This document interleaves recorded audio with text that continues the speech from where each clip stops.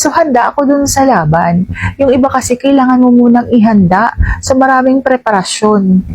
Ang tanong ni Lenny ay, Ma'am Aika, masabaw ka ba? Yung tipong kapag halimbawa pinasukan ay umaapaw daw. Tapos madulas. Yan ang ating pag-uusapan for today's video. Interesado ka bang malaman kung ano ang aking sagot? Please keep on watching bago yan. Kung bago ka pa lang sa akin channel, please consider to like this video and subscribe my channel.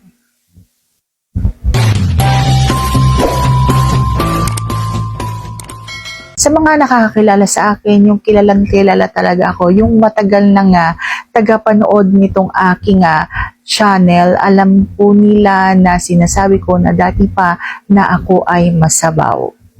Opo, hindi ka mahihirapan, hindi ka mapapagod na kailangan mo nga trabahuhin muna. Hindi po ako ganon. Hindi ko alam kung bakit rap sa ako, yung ganon. Hindi ko kailangan magsinungaling sa inyo para sabi nga, nagsisinungaling lang ako na masabaw ako. Okay? So, wala akong dapat patunayan. Ang sinasabi ko sa inyo ay katotohanan. Hindi ako katulad ng ibang kabaro ko na kailangan mo ng trabahuhin. Hindi sa paninira ng iba ha. Sa ibang kabaro ko kasi, nasanay kasi na kailangan mo ng trabahuhin para maglawayan. Ako po kasi, mararamdaman mo na kaagad na ako ay handang-handa. Okay? So, handa ako dun sa laban.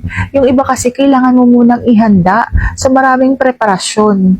Ako kasi, mararamdaman mo na agad na ako ay handa na para sa'yo. Tanggap na tanggap kita, yung ganon. So, gustong-gusto ko yung ginagawa sa akin. Kapag kasi halimbawa ang isang babae ay naglalawa, ibig sabihin gustong-gusto niya yung magaganap sa inyong dalawa. Okay? Hindi lang yung ikaw yung may gusto. Ako din kasi gustong-gusto ko yun. Okay? Kung pwede nga lang palagi yung ganon. So, yan lamang po ang aking vlog for today. Sana nagustuhan mo ang aking vlog na ito.